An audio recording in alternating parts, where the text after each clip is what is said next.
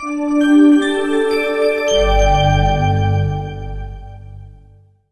student, how are you? Myself MJ sir.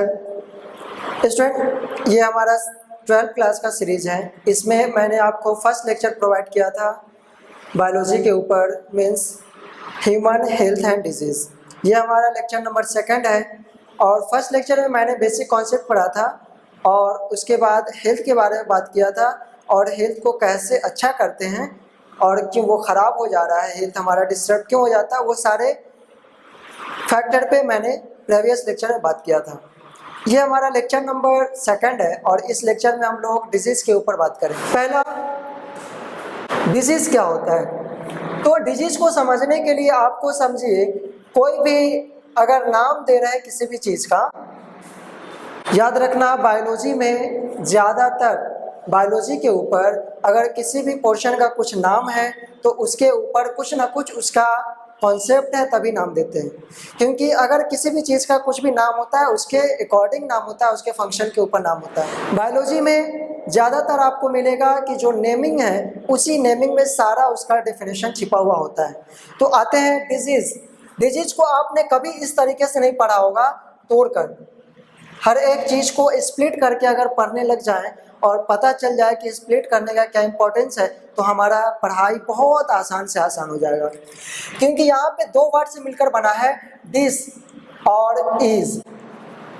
Dish word जब लग जाता है तो इसे हम लोग बोलते हैं विदाउट, विदाउट या फिर नहीं। जैसे डिसऑर्डर, डिसअपियर, डिसलाइक। तो ये डिस वर्ड जो आया एक्चुअली में लाइक मीन्स पसंद करना, और डिस मतलब नहीं पसंद करना, डिस लग गया, डिसलाइक हो गया। डिसअपियर, डिसप्रूव्ड, ये सब क्या है? ये सब जो कॉन्सेप्ट है, डिस लगने के बाद ये नहीं हो जाता है और उससे पहले वाला जो पोर्शन होता है वो कुछ होता है, उसका मीनिंग। अपियर मीन्स दिखाई देना, डिसअपियर मतलब गायब हो जाना, ना दिखाई देना। वही चीज़ आया डिजीज़। डिजीज़ आया 2 वर्ड से, डिस प्लस इज। डिस मतलब नहीं, विदाउट, और इज मतलब होता है चैन, कंफर्टेबल। तो हमारे ज़िंदगी में चैन नहीं है, कंफर्टेबल नहीं है, हम कंफर्टेबल महसूस नहीं कर रहे हैं, तब टर्म बनकर आया डिजीज़। तो एक्चुअली में डिजीज़ कुछ डिजीज़ नहीं है, चैन के वर्ड में लग गया नहीं तो ये बन गया डिजीज़। तो इस फॉर्म को आप याद रखना, ऐसे आया ये डिजीज़ फॉर्म। आते हैं आप, तो डिजीज़ होता है क्या है? Organ system. क्योंकि सबसे यूनिट सेल, सबसे यूनिट क्या होता है हमारे बॉडी का? सबसे इकाई क्या होता है? सबसे स्मॉलेस्ट पोर्शन क्या होता है? सेल होता है। जब सेल, बहुत सारा सेल मिलकर आपस में कंबाइंड हो जाएगा तो वो टिश्यू बनाता है। जब बहुत सारा टिश्यू मिल जाएगा आपस में तो ऑर्गेन बनाता है, और कई एक सारा ऑर्गेन आपस में मिल जाएगा और एक काम करेगा, that portion is known as organ system.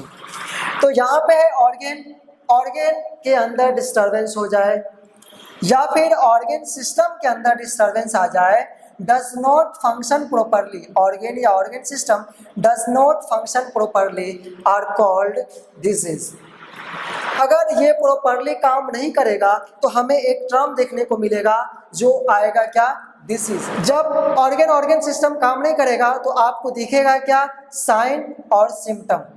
Sign का मतलब क्या हुआ और सिम्टम का मतलब क्या हुआ? सिम्टम मीन्स होता है लक्षण, और साइन मतलब होता है वो लक्षण आने से पहले वो उसका क्या क्राइटेरिया, उसका बॉर्डर लाइन क्या है, उसको दिखाता है।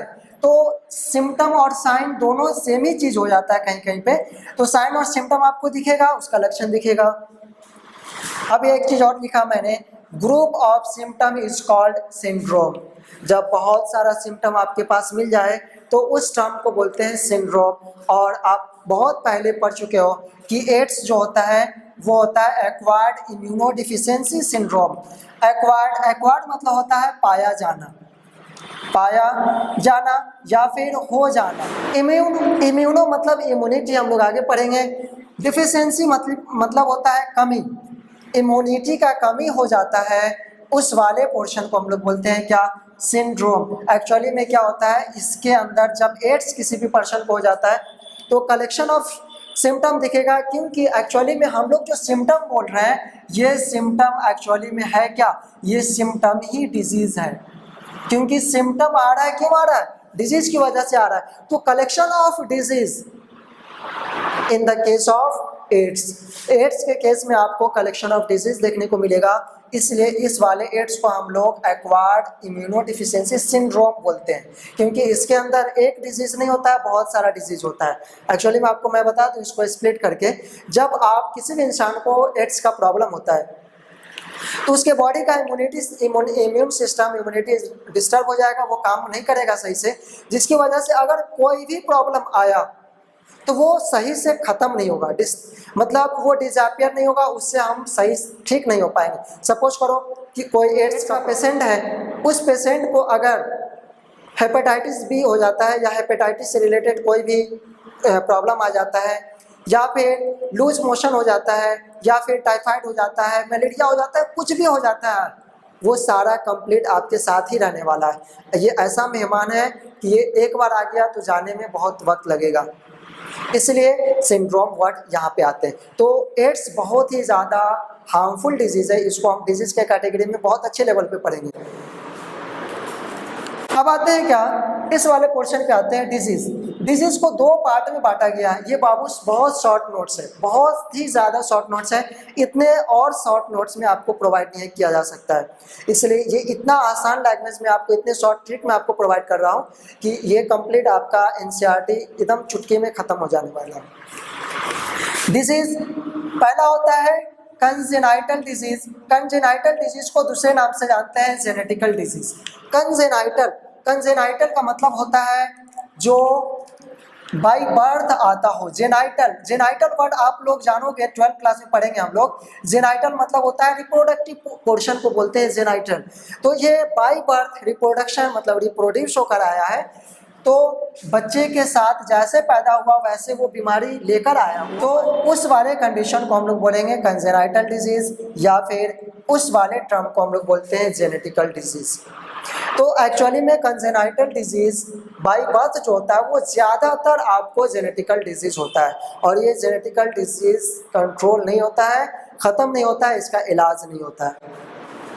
नेक्स्ट है हमारा एक्वायर्ड। एक्वायर्ड मतलब अभी मैंने आपको बताया था, एक्वायर्ड मीन्स होता है पाया जाना, हो जाना।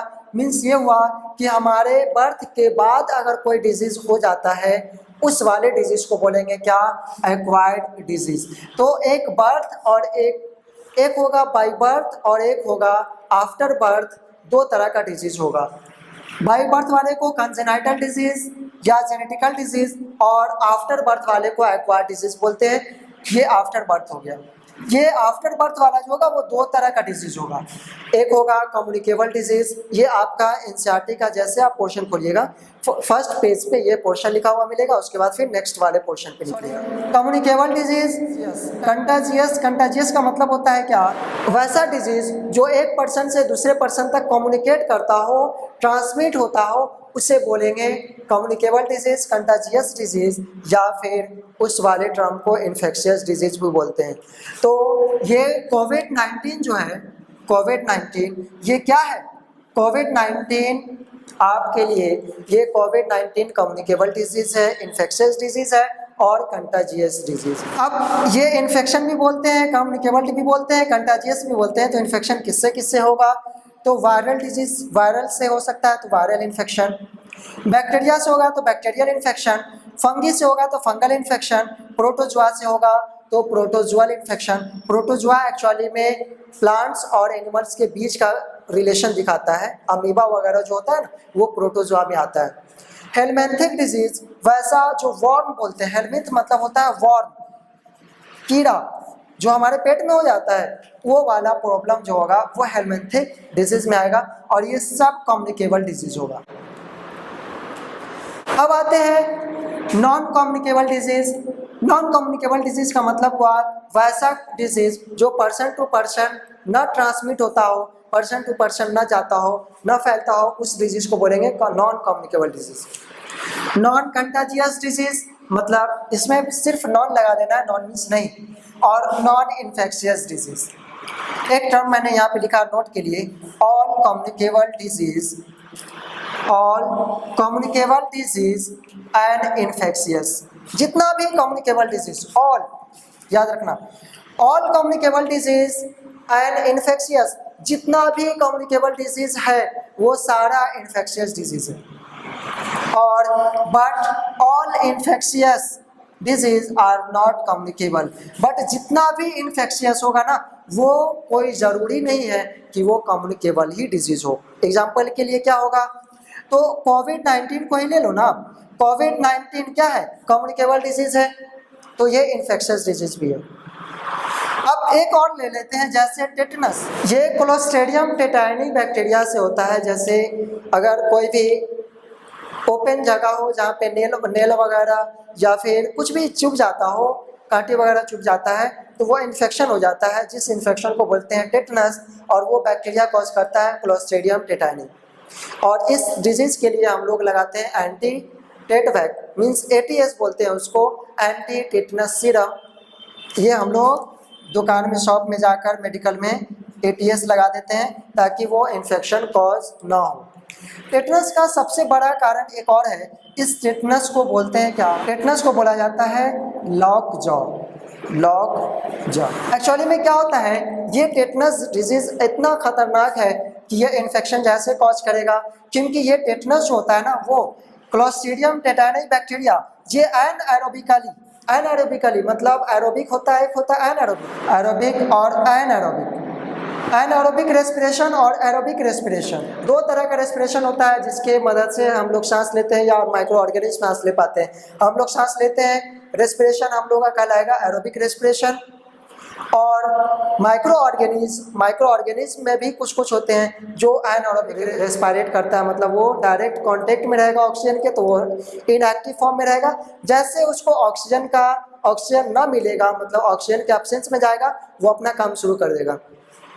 क्लोस्ट्रीडियम टेटानी बैक्टीरिया भी वही काम करता है। जैसे ये मेटल्स वगैरह पे ज़्यादा होता है तो मेटल्स पे रहेगा ये, जैसे वो हमारे बॉडी के अंदर जाता है, बैक्टीरिया इज एवरीवेयर, तो मेटल्स के ऊपर है। अगर वो नेल चुभ गया हमारे बॉडी के अंदर और वो बैक्टीरिया एंटर कर गया हमारे बॉडी के अंदर, तो हमारे बॉडी के अंदर ऑक्सीजन नहीं है। ऑक्सीजन मतलब ये कि डायरेक्ट ऑक्सीजन के कांटेक्ट में नहीं रहता है, तो जब वो ऑक्सीजन के कांटेक्ट में नहीं रहेगा तो वो अपना काम शुरू करेगा, इन्फेक्शन कॉज करेगा। और ये विद इन 24 आवर्स के समय में ही ये बहुत बड़ा प्रॉब्लम क्रिएट कर सकता है, जिसको बोलते हैं लॉक जॉ। मतलब अगर किसी भी इंसान को टेटनस हो गया है तो उसका जो जबड़ा होगा ना, ये जॉ मतलब जबड़ा, ये लॉक हो जाएगा, ये बोल नहीं पाएगा, कंप्लीट लॉक हो जाएगा, मतलब ये कुछ भी बोल नहीं पाएगा और उसका डेथ हो सकता है, और डेथ हो भी जाता है बहुत। तो टेटनस जो है ये बहुत खतरनाक बीमारी है। ये है क्या, बैक्टीरियल डिजीज, बैक्टीरियल, और ये कम्युनिकेबल डिजीज नहीं है। मतलब एक इंसान को अगर टेटनस हो गया है तो ये दूसरे इंसान को टेटनस हो जाए ऐसा कोई ज़रूरी नहीं है। ये एक्चुअली में क्या है, इन्फेक्शियस डिजीज है। किसका है ये इन्फेक्शन, बैक्टीरियल इन्फेक्शन है। तो इन्फेक्शियस डिजीज तो है बट कम्युनिकेबल डिजीज नहीं। फिर आते हैं दूसरे प्रॉब्लम में आते हैं, तो जैसे लूज मोशन किसी को हो जाता है तो वो इन्फेक्शियस डिजीज है, प्रोटोजोअल इन्फेक्शियस है, अमीबा। अब वो इन्फेक्शन हो रहा है तो किसी एक को अगर लूज मोशन है तो दूसरे को लूज मोशन हो जाए, ऐसा कुछ भी नहीं होता है। टाइफाइड फीवर वो इन्फेक्शियस है बट दूसरे को इन्फेक्शन नहीं लगता है, एक की वजह से दूसरे को नहीं लगता है। जैसे जॉन्डिस होता है, जॉन्डिस जो होगा वो एक पर्सन को होगा तो दूसरे पर्सन को नहीं होगा, वो कम्युनिकेबल डिजीज नहीं है बट इन्फेक्शियस डिजीज है। तो कम्युनिकेबल डिजीज और इन्फेक्शियस डिजीज आपको समझ में आ गया होगा। अब कम्युनिकेबल डिजीज क्या होता है, जितना भी वायरल इन्फेक्शन होता है वो सारा कम्युनिकेबल डिजीज होता है, याद रखना आपको। जितना भी वायरल इन्फेक्शन हो वो सारा कम्युनिकेबल डिजीज होता है और वो इन्फेक्शियस डिजीज भी होता है। वायरल इन्फेक्शन के लिए जितना भी वायरल इन्फेक्शन है, एक्चुअली में जो नेट में क्वेश्चन पूछा जाता है उसके लिए मैंने एक लेक्चर प्रोवाइड किया था आपको, all viral disease with in 5 minute. 5 minute के अंदर में आप सारे वायरल डिजीज को बाय ट्रिक याद कर सकते हो। उसका मैंने यहाँ पे ये लिंक दे दिया है, इस लिंक पे आप जाकर अच्छे से पढ़ सकते हो और इस वाले पोर्शन से आप आसानी से पूरा वायरल डिजीज को याद कर सकते हो। तो अब आते हैं ये वाले पोर्शन को आपको याद रखना है कि कोविड-19 जो है ये कम्युनिकेबल भी है, इन्फेक्शियस भी है, बट ये अगर टेटनस आते हैं तो टेटनस नॉन कम्युनिकेबल डिजीज है। मतलब ये हुआ कि ये कम्युनिकेबल इन्फेक्शियस तो है बट ये नॉन कम्युनिकेबल की कैटेगरी में आएगा। अब आते हैं हम लोग हेल्थ के बारे में। तो हेल्थ में आपको मैं एंटीबायोटिक्स के बारे में कुछ बता दूं। एंटीबायोटिक्स क्या होते हैं? एंटी मीन्स होता है अगेंस्ट, और बायोटिक मतलब होता है लाइफ। अगेंस्ट द लाइफ मतलब जो इंसान काम खा रहा है, एंटीबायोटिक टेक कर रहा है, उसके अगेंस्ट में नहीं, याद रखना, ये against the life of pathogen. जो पैथोजेन डिजीज कॉज किया है, अगर उसके लिए हम एंटीबायोटिक ले रहे हैं तो वो उस एंटीबायोटिक मतलब वो एंटीबायोटिक जो टेक किए हैं, वो एंटीबायोटिक क्या करेगा? उस पैथोजेन को डिस्ट्रॉय करेगा, उसके लाइफ के लिए ये नुकसानदेह है, उसके लाइफ को ख़त्म करेगा और हमारे लाइफ को बढ़ा देगा। तो एंटीबायोटिक क्या है? अब आते हैं एंटीबायोटिक के लिए। तो यहाँ पे मैंने स्पेस बचा था, यहाँ पे लिख दिया एंटीबायोटिक क्या होता है। Antibiotic first is discovered by Alexander Fleming. Antibiotic सबसे पहले अलेक्जेंडर फ्लेमिंग साहब ने डिस्कवर किया था। इसको हम लोग पढ़ेंगे 12th क्लास में, माइक्रोब्स इन ह्यूमन वेलफेयर में। When he works on staphylococcus bacteria, ये आपके लिए बहुत ज़्यादा इंपॉर्टेंट है, ये नीट में एज इट इज क्वेश्चन पूछ देता है। स्टेफाइलोकोकस बैक्टीरिया जो है, वो स्टेफाइलोकोकस बैक्टीरिया की वजह से एंटीबायोटिक फर्स्ट एंटीबायोटिक डिस्कवर्ड हुआ था। मतलब ये एक डिश था, उस डिश में उन्होंने अलगी जो होता है ना, अलगी, ये अलगी को रखकर उसके ऊपर स्टेफाइलोकोकस बैक्टीरिया को ग्रो कर रहे थे, उस पर वो काम कर रहे थे। एक्चुअली में देखा उन्होंने क्या कि एक माइक्रो ऑर्गेनिज्म ऐसा है, एक ऐसा पोर्शन है जो कुछ एरिया तक माइक्रो ऑर्गेनिज्म मीन्स बैक्टीरिया को, स्टेफाइलोकोकस बैक्टीरिया को ग्रो नहीं होने दे रहा है। कौन ऐसा चीज है जो उसको ग्रो नहीं होने दे रहा है? That substance is fungi. Fungi था वो, और वो फंगी क्या था? वो फंगी एक्चुअली में उस माइक्रो ऑर्गेनिज्म को, उस बैक्टीरिया को ग्रो नहीं होने दे रहा था। उस फंगी का नाम क्या है? तो फंगी का नाम है पेनिसिलियम नोटेटम। ये पेनिसिलियम नोटेटम क्या कर रहा है? ये फंगी है, ये एक ऐसा और सब्सटेंस निकाल रहा है, एक ऐसा केमिकल्स निकाल रहा है जिसकी वजह से वहाँ पे जो बैक्टीरिया ग्रो होने वाला था, उस बैक्टीरिया को ग्रो नहीं करने दे रहा। तब अलेक्जेंडर फ्लेमिंग साहब ने नाम दिया एंटीबायोटिक, मतलब बायोटिक, ये लाइफ जो है बैक्टीरिया का लाइफ, उसके अगेंस्ट में कुछ काम कर रहा है, इसलिए उन्होंने टर्म दे दिया एंटीबायोटिक। और वो टर्म्स अभी तक चल रहा है और चलता रहेगा। सबसे पहला फर्स्ट एंटीबायोटिक नोन है, सबसे पहला एंटीबायोटिक जो डिस्कवर किया गया था वो था पेनिसिलिन। एक्चुअली में ये पेनिसिलियम नोटेटम नाम के फंगी से केमिकल्स निकलता हुआ पोर्शन जो था वही था पेनिसिलिन। तो आप याद रखना एक चीज़ और कि ये जो स्टेफाइलोकोकस है, स्टेफाइलो, आपको याद रखने के लिए मैं बता दूं, स्टेफाइलोकोकस,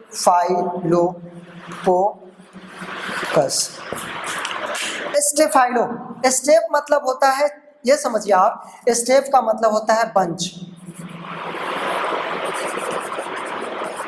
बंच मतलब ये हुआ जैसे अंगूर का गुच्छा होता है ना, उस तरह का ये बंच।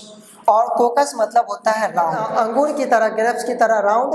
तो अब ये समझिए कि वैसा बैक्टीरिया जो गोल हो और एक बंच में हो, एक गुच्छे में हो, एक जगह पे हो, उस वाले बैक्टीरिया के नाम, उस वाले बैक्टीरिया को हम लोग क्या बोलेंगे?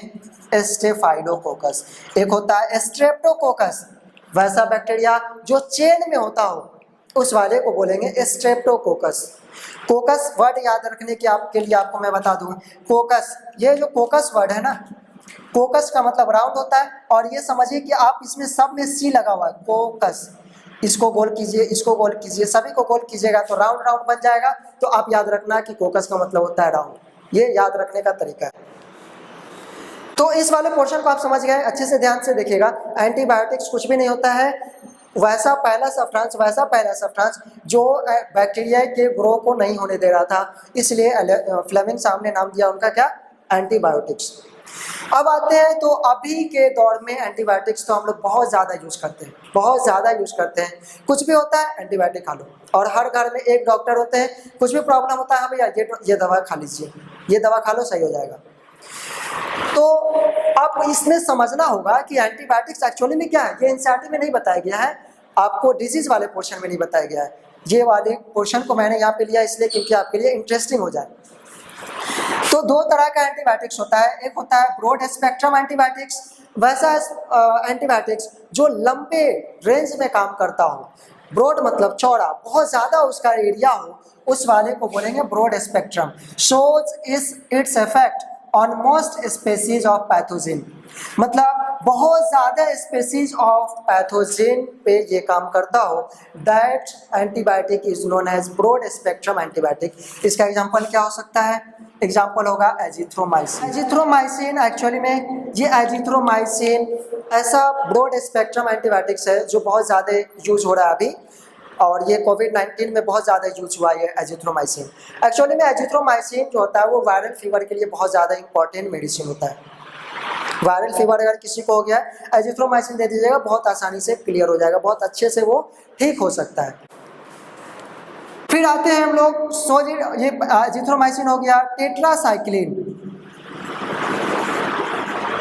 ये भी ब्रॉड स्पेक्ट्रम एंटीबायोटिक्स है। मतलब ये समझिए आप कि ब्रॉड स्पेक्ट्रम का मतलब ये हुआ कि अगर सपोज करो एजिथ्रोमाइसिन है, मुझे पता नहीं कि अभी जो इन्फेक्शन हुआ है, अभी जो फीवर हो रहा है वो किस बैक्टीरिया की वजह से हो रहा है, पता नहीं है, तो इसलिए हम लोग एजिथ्रोमाइसिन दे रहे हैं ब्रॉड स्पेक्ट्रम वाला, कि जो भी बैक्टीरिया से होगा वो सारे बैक्टीरिया को किल कर देगा, सारे बैक्टीरिया को मार देगा वो एजिथ्रोमाइसिन टेक करेंगे तो। अगर एक स्पेसिफाइड एंटीबायोटिक्स लेते हैं जो नैरो स्पेक्ट्रम है, उसको लेंगे तो हो सकता है कि वो फीवर आपका कवर ना हो, वो फीवर आप सही ना हो, इसलिए क्योंकि एक स्पेक्ट्रम वैसा एंटीबायोटिक्स लिए हैं जो एक ही बैक्टीरिया के, एक ही स्पेसीज के बैक्टीरिया को मार पाता हो। तो यहाँ पे आपको समझना है क्या, एजिथ्रोमाइसिन। टेट्रासाइक्लिन जो होता है वो बहुत ज़्यादा पर्पस पे काम आता है, एंटीबायोटिक्स बहुत सारे पर्पस पे काम आता है, और खासकर बैक्टीरियल इन्फेक्शन में तो बहुत ज़्यादा ये काम करता है। तो एंटीबायोटिक्स जो हुआ टेट्रासाइक्लिन, एक्चुअली में ये खांसी जुकाम के लिए बहुत ज़्यादा इंपॉर्टेंट है। जिसको खांसी हो जाता हो, गला में खराश होता हो, उसके लिए टेट्रासाइक्लिन दिया जाता है अभी, और कोविड-19 में ये बहुत ज़्यादा चला है मेडिसिन। कोविड-19 है एक, तो मैं आपको बता दूं कि कभी भी दवा कोई दे तो उसका सिलेक्शन करना है आपको, क्या कि वो स्टेरॉयडल है या नॉन स्टेरॉयडल है। अगर स्टेरॉयडल दवा है तो उसको आप हटा दीजिए, क्योंकि स्टेरॉयडल दवा बहुत ही ज़्यादा हार्मफुल होता है। और अभी जो एक डिजीज़ आया है जिसको बोलते हैं म्यूकोरमाइकोसिस, ये बहुत ज़्यादा हार्मफुल डिजीज़ है एक्चुअली में। वो क्यों हुआ, और वो सिर्फ और सिर्फ कोविड-19 से ठीक हुए पेशेंट को ही क्यों हो रहा है? वजह ये है कि वो कोविड-19 जिसको हो चुका था, उसको वो जो डॉक्टर थे वो स्टेरॉयडल मेडिसिन को ज़्यादा टेक कर रहे थे, ज़्यादा उसको दिया जा रहा था, क्योंकि उसको एलर्जिक प्रॉब्लम ज़्यादा था। एलर्जी से ख़त्म होने के लिए, एलर्जी से बाहर निकलने के लिए, इन्फेक्शन से बाहर निकलने के लिए, खांसी ठीक करने के लिए स्टेरॉयडल मेडिसिन दिया जा रहा था, जिसकी वजह से वो जैसे ठीक हुआ वो स्टेरॉयडल मेडिसिन अपना इफेक्ट बाद में दिखाया, और जिसकी वजह से म्यूकोरमाइकोसिस हो जाता है, जो पूरे ये आई वाला जो एरिया होता है उसको डिस्टर्ब कर देता है। अगर आपका एक ओपिनियन होगा तो मैं बहुत अच्छे लेवल पे आपको म्यूकोरमाइकोसिस का एक डिजीज़ प्रोवाइड करूंगा, बहुत अच्छे लेवल पे एक्चुअली में होता है क्या है। तो म्यूकोरमाइकोसिस में टेट्रासाइक्लिन, एक्चुअली में ये जो कोविड-19 है उसमें टेट्रासाइक्लिन भी दिया जाता है, एजिथ्रोमाइसिन दिया जाता है, बहुत सारा दिया जाता है।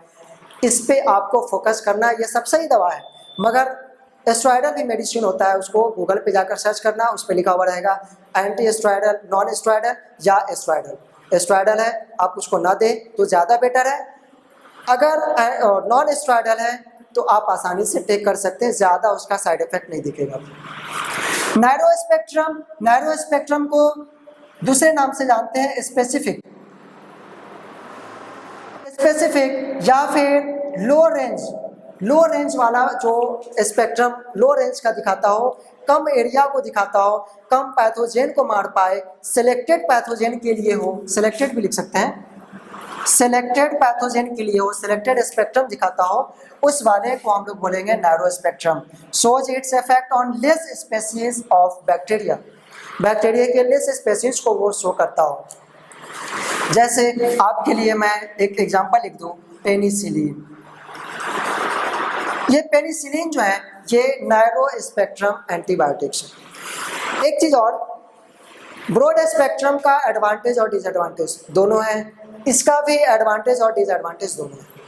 ब्रॉड स्पेक्ट्रम का एडवांटेज क्या है, ये है कि बहुत आसानी से बहुत कम समय में ये रिकवरी दे देगा। नुकसान क्या है, डिसएडवांटेज क्या है, अगर गुड बैक्टीरिया भी हमारे बॉडी के अंदर होगा तो उसको भी वो किल कर देगा। सपोज करो कि अगर कोई भी बैक्टीरियल इन्फेक्शन हुआ था, बहुत कम लेवल पे था, वो बहुत ज़्यादा ये अपने रेंज को फैला नहीं रहा था, बहुत आसानी से ट्रीटमेंट हो सकता था, उसके लिए अगर हम ब्रॉड स्पेक्ट्रम एंटीबायोटिक्स देते हैं तो उससे ये नुकसान होगा कि वो बैक्टीरिया जो होगा वो स्ट्रेन कर लेगा। स्ट्रेन का मतलब ये हुआ कि वो रेजिस्टेंस कैपेसिटी अपने अंदर डेवलप कर लेगा, जिसकी वजह से अब जैसे जैसे हम एंटीबायोटिक्स लेने लगेंगे ब्रॉड स्पेक्ट्रम वाला, वो उसको कुछ भी फर्क नहीं पड़ेगा। जैसे अपने घर में मच्छर जो होता है उसके लिए ओडोमॉस या कुछ भी, उसके लिए अगर गुड नाइट का जो आता है जो बंद करते हैं, वो अगर गुड नाइट को जलाते हैं तो उससे मच्छर नहीं जाता है, उससे भी हाई क्वालिटी का चाहिए। एक आया फास्ट ट्रैक, उससे तो ख़त्म हो जा रहा था एक्चुअली में। तो हमेशा ये मच्छर जो है डे टू डे हमेशा वक्त के हिसाब से वो अपने आप में रेजिस्टेंस कैपेसिटी डेवलप करने लग गया। वैसा ही होता है पैथोजन के हिसाब से भी। पैथोजन के अंदर भी बैक्टीरिया है तो वो बैक्टीरिया भी अपने अंदर स्ट्रैंड डेवलप करने लग जाएगा, जिसकी वजह से ये ब्रॉड स्पेक्ट्रम भी आपका काम करने का नहीं रहेगा, वो ब्रॉड स्पेक्ट्रम भी काम नहीं कर पाएगा। तो इस पे ध्यान देना है कि किस डिजीज़ में हमको कौन सा देना है, और एंटीबायोटिक से आपको ज़्यादातर कोशिश करना है कि बचे। अगर ज़्यादा रेयर पोजीशन आ गया है और आपको लगता है कि ये प्रॉब्लम में एंटीबायोटिक्स दिया जाए तभी देना चाहिए, और अच्छे डॉक्टर से ट्रीटमेंट करना चाहिए, क्योंकि डॉक्टर सही होंगे तो वो अच्छे दवा का सिलेक्शन करेंगे। अच्छा दवा सिलेक्शन होगा तो आपका लाइफ बहुत अच्छा चलेगा। नैरो स्पेक्ट्रम का एडवांटेज क्या है? तो नैरो स्पेक्ट्रम का एडवांटेज ये है कि इसका जो डिसएडवांटेज था उसके लिए एडवांटेज बन जाएगा। अगर नैरो स्पेक्ट्रम ले रहे हैं, गुड बैक्टीरिया हमारा नहीं किल होगा, जो सिलेक्टेड बैक्टीरिया की वजह से डिजीज हुआ है उसको ही किल कर पाएगा वो। और फिर एक आते हैं इसका डिसएडवांटेज क्या हुआ, तो डिसएडवांटेज ये हुआ कि ये बहुत समय ले सकता है। बहुत समय लेने की वजह से बैक्टीरिया बहुत ज़्यादा मल्टीप्लाई करने लग जाएगा और हम सीवियर कंडीशन में भी जा सकते हैं।